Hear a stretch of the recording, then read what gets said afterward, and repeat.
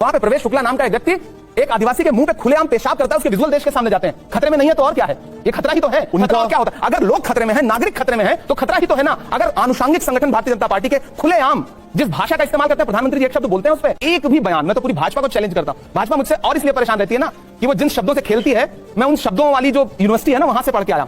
शायर प्रतीकों के माध्यम से बात करता है। जब शायर कहता है अपनी महबूबा से कि मैं तुम्हारे लिए चांद तारे तोड़ लाऊंगा, तो क्या वो ब्रह्मांड को नष्ट करने की बात कर रहा है? देश के गृहमंत्री महोदय से कहना चाहता हूं कि आप संविधान को मानते हैं तो पूरा माने। क्या देश का प्रधानमंत्री एक धर्म का होता है या सबका होता है? देश का गृहमंत्री एक धर्म का होता है या सबका होता है? राज्य का मुख्यमंत्री एक धर्म का होता है या सबका होता है? मीठा मीठा गप कड़वा कड़वा थू, कुछ भी हो आप बाकी जाके कांग्रेस पे यार, क्योंकि आपको मुसलमानों के कंधे पे बंदूक रख के वोट मांगना है, इसलिए आपको मुसलमानों को टारगेट करना है। मुझे पता है आप मस्जिदों के नीचे भगवान नहीं ढूंढ रहे हैं, आप वोट बैंक ढूंढ रहे हैं। चलो भाई, तो चलिए शुरू करते हैं। राहुल जी बहुत विनम्र व्यक्ति हैं, और जब मैं पहली बार मिला तो ये सोच के उठा था उनके दरवाजे से कि इस इंसान से तो देश के हर व्यक्ति को मिलना चाहिए, इनकी इमेज बदलेगी। ये ऐसे है ही नहीं है जो इनके बारे में देश को बताया जाता है। और मुझे खुशी है कि फिर राहुल जी एक दिन भारत जोड़ो यात्रा पर निकले तो लाखों लोग उनसे मिले, करोड़ों लोग उनसे मिले। लेकिन हेमंता बिस्वा शर्मा कहते हैं कि अगर वो मुझसे मिल लेते तो असम में कांग्रेस नहीं टूटती, असम में कांग्रेस नहीं नीचे जाती। देखिए, आप जब किसी दरवाजे को छोड़कर किसी परिवार को छोड़ के जाते हैं तो लगभग ऐसा ही आरोप जो है ना, वो जो नकचढ़ी बहुएं होती है ना, वो ऐसा ही परिवार पे आरोप लगाती हैं। सही पकड़े हैं कि सास ऐसी थी हम इसलिए घर छोड़ के चले गए, पति ऐसा था हम इसलिए घर छोड़ के चले गए। मुझे लगता है कि एक बहुत सारे और भी लोग कांग्रेस पार्टी छोड़ के गए हैं। अशोक चौहान कांग्रेस पार्टी छोड़ के गए हैं, कभी आप एक शब्द उनका इस तरह का नहीं सुनेंगे।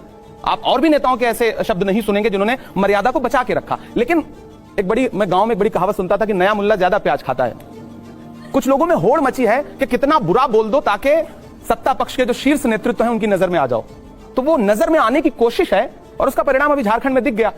अति बोलना जो है ना कभी कभी इंसान को बहुत नुकसान देती है, तो पार्टी को भी नुकसान हुआ झारखंड में। इतनी अति उन्होंने बोली कि आज भाजपा का शीर्ष नेतृत्व तो मुझे लगता है उनसे मिलने को तैयार नहीं। लेकिन जो आप बता रहे हैं परिणाम तो महाराष्ट्र और हरियाणा में भी देखने को मिला। लेकिन मैं आपसे जानना चाहूंगा, राहुल जी से आप मिले, आपने कहा आपका एक परसेप्शन टूटा। सब लोग जानना चाहेंगे कैसे हैं राहुल गांधी। रुको जरा, सबर करो। मैं जब राहुल जी से मिला तो मैंने उनसे पहली बार कहा कि आप बाकी और अलग अलग विधा के लोगों से मिलिए, राजनीति के अलावा। तो उन्होंने कहा कि मतलब, मैंने कहा साहित्य से जुड़े हुए लोग, चौराहों पे बैठ के बकैती करने वाले लोग, कवि सम्मेलनों से जुड़े हुए कवियों से मिलिए। तो उन्होंने कहा एक आध बार कुछ लोगों को बुलाना। मैं लेके गया तो उसमें एक बड़े विद्वान थे, समाजशास्त्र के प्रोफेसर हैं, उनसे बहस करनी शुरू की, बातचीत करनी शुरू की उन्होंने। तो उन्होंने विवेकानंद जी के बारे में बात करनी शुरू की कि आप विवेकानंद जी के बारे में क्या विचार रखते हैं। जब उन्होंने बताया तो राहुल गांधी जी ने 8 किताबों का रेफरेंस दिया कि मैंने ये पढ़ा है, ये पढ़ा है, ये पढ़ा है, ये पढ़ा है। यही नहीं, अभी और सुनिए। खौफ नहीं जिसे मुरझाने का, मैं उस गुल के साथ खड़ा हूं। मैं जो बात कह रहा था कि जो साहस है उनमें, खौफ नहीं जिसे मुरझाने का, मैं उस गुल के साथ खड़ा हूं। कैसा भी दौर आए लेकिन मैं राहुल के साथ खड़ा हूं। कल भी खुल के साथ खड़ा था, आज भी खुल के साथ खड़ा हूं। कैसा भी दौर आए लेकिन मैं राहुल के साथ खड़ा हूं।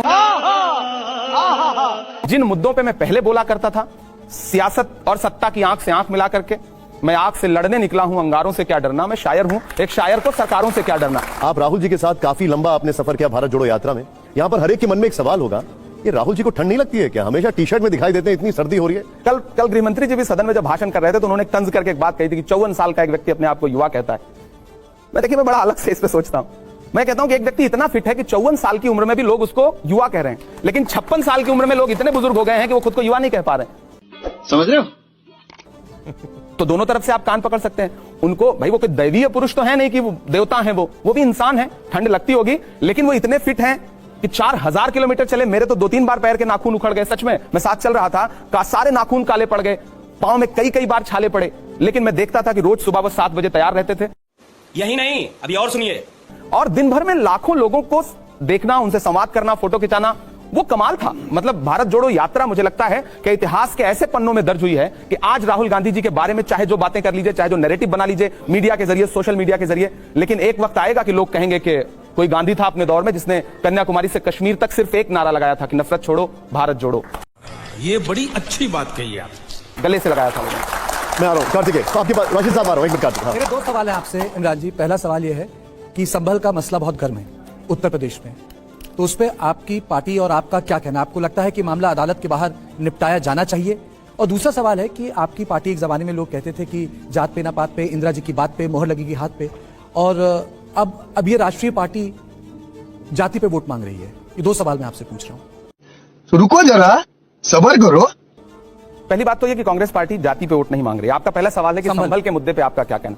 यहां तमाम युवा साथी बैठे हैं, हम किस धर्म से हैं, किस मजहब से हैं, इससे हट के एक बात मैं कहना चाहता हूं कि संभल के मुद्दे का हल कैसे होना चाहिए। इससे महत्वपूर्ण यह है कि वो जो 5 नौजवान मारे गए उनके बारे में तो कोई बात ही नहीं कर रहा है। ऐसा नैरेटिव बना दिया गया कि चर्चा जो है ये हो रही है कि आज पुलिस प्रशासन ने ये बयान दिया, आज ये दिया।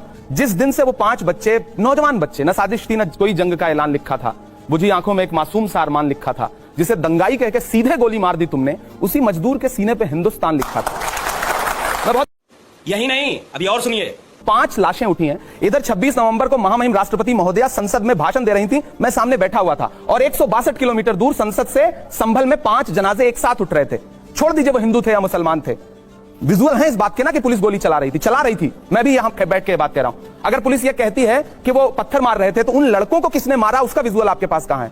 पुलिस जो नैरेटिव बना दे, डीएम प्रेस कॉन्फ्रेंस कर रहे हैं, कमिश्नर प्रेस कॉन्फ्रेंस कर रहे हैं, सत्ता के शीर्ष पे बैठे एक शब्द नहीं बोल रहे हैं। क्या इंसानों की जान की कोई कीमत नहीं है? सदियों से यहीं पर रहता है, जाने कितने दुख सहता है। भीगी पलकों से एक बेटा भारत मां से यह कहता है, पुरखे हम सबके गोद में तेरी खाक ओढ़ के लेटे हैं, मां हम भी तेरे बेटे हैं।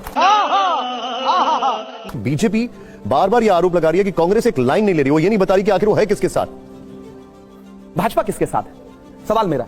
सरकार किसके साथ है? वो तो खुल के कह रहे हैं कि हम मंदिर के साथ। हाथ रख करके कसम खाने वाले लोग किसके साथ खड़े हैं? संविधान के साथ या किसी धर्म के साथ, किसी इंसान के साथ, किसी जाति के साथ, किसी मजहब के साथ? ये बड़ी अच्छी बात कही आप। इंसान के साथ क्यों नहीं? पीड़ितों के साथ क्यों नहीं? योगी जी कह रहे हैं खुलकर कि अगर वहां पर विष्णु का 10वां अवतार होगा तो हम वहां पर उसी के साथ हैं। अवतार हो, उससे किसको इनकार हो सकता है? भगवान का अस्तित्व सब स्वीकार करते हैं, लेकिन इंसान का अस्तित्व भी तो स्वीकार करिए। बात तो सही है। जब बटेंगे तो कटेंगे की बात आई महाराष्ट्र में, और एक है सेफ है, वहां जो कांग्रेस का पूरा ये जो मोहब्बत की दुकान थी वो एक तरीके से बैठ गई, फ्लॉप हो गई। आप एक लोगों के बीच में जाते हैं, आपने वहां सभाएं भी की थी, लोग भी आए थे, क्या वजह आपको नजर आती है कि आपकी दुकान नहीं चली और बटेंगे कटेंगे वो चल गया? आप क्या कहना है कि महाराष्ट्र में वो दुकान क्यों नहीं चली? हाँ, नहीं चली। मैं भी हैरान हूं। मैंने 30 के आसपास सभाएं की। मैं झारखंड में भी चुनाव प्रचार में था, और मुझे तो ग्राउंड पे झंडे भी नहीं दिख रहे थे जो पार्टी अभी वहां सत्ता में आई है। सच्चाई है, जो क्राउड उमड़ के आ रहा था, लोग स्वतः जिस तरह से सामने आ रहे थे, हम सब आशान्वित थे। हरियाणा का रिजल्ट तो सत्ता जिनकी आई है उनके लोगों को हजम नहीं हो रहा है कि हम कैसे जीत गए। हरियाणा में भी मैं चुनाव प्रचार में था, तो कुल मिला के वो रिजल्ट सब वहां के गांव के लोग प्रोटेस्ट कर रहे हैं। ऐसे ऐसे गांव हैं, मैं चूंकि वहां से सांसद हूं महाराष्ट्र से, वो खुद कह रहे हैं कि भाई पूरे के पूरे गांव ने, अधिकांश लोगों ने कांग्रेस को वोट दिया, शिवसेना उद्धव ठाकरे गुट के लोगों को वोट दिया। वो वोट गए कहां? ये बड़ी अच्छी बात कही आप। ग्रामीण प्रोटेस्ट कर रहे हैं, और फिर वहां कर्फ्यू लगा दिया जा रहा है। उन्हें मॉक पोलिंग का जो एक उन्होंने कॉन्सेप्ट निकाला था मकरवाड़ी में, वो नहीं करने दिया गया। हम भी हैरान हैं। दूसरी बात यह कि मोहब्बत की दुकान अगर एक बार नहीं खुल सकी, या मोहब्बत के फूल अगर मुरझा गए, तो फिर इसका मतलब ये थोड़ी है कि हम पतझड़ के साथ चले जाएंगे। हम फिर से बहारें लाने की कोशिश करेंगे, हम फिर से फूल खिलाने की कोशिश करेंगे। ये तो एक मुसलसल जंग है, ये नफरत और मोहब्बत के बीच एक जंग है। अगर हम यहाँ तमाम युवा साथी बैठे हैं, आपका पहला प्यार अगर कहीं से आपसे रूठ जाता है, दूर हो जाता है, तो जिंदगी खत्म थोड़ी हो जाती है। हम आगे बढ़ते हैं, नए प्यार तलाशने की कोशिश करते हैं। क्या बात है सर, क्या बात है सर, क्या बात, ये बात है।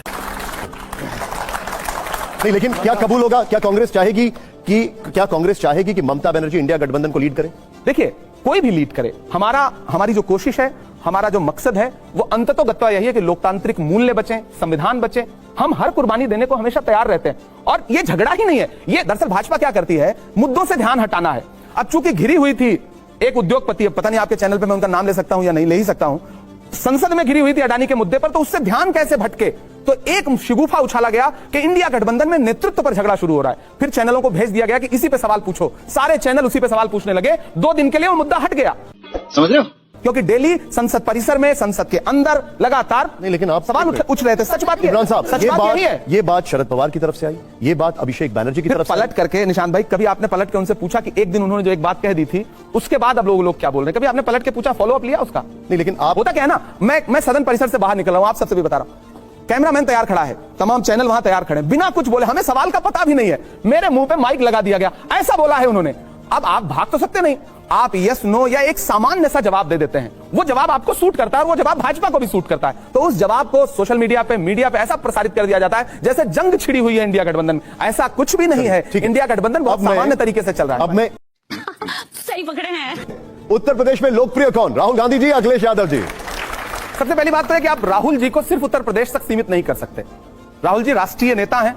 मैं नहीं कर रहा हूं, मैं उत्तर प्रदेश की बात कर रहा हूं अभी बस। नहीं, मैं अखिलेश जी भी बहुत शानदार नेता हैं, लोकप्रिय नेता हैं, बात तो सही है। पूर्व मुख्यमंत्री हैं और लोकसभा चुनाव में इंडिया गठबंधन के साथ बहुत शानदार प्रदर्शन हुआ है, तो हम दोनों गठबंधन में हैं।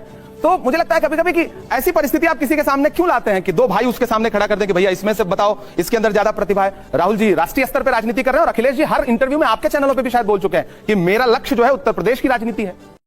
यही नहीं, अभी और सुनिए।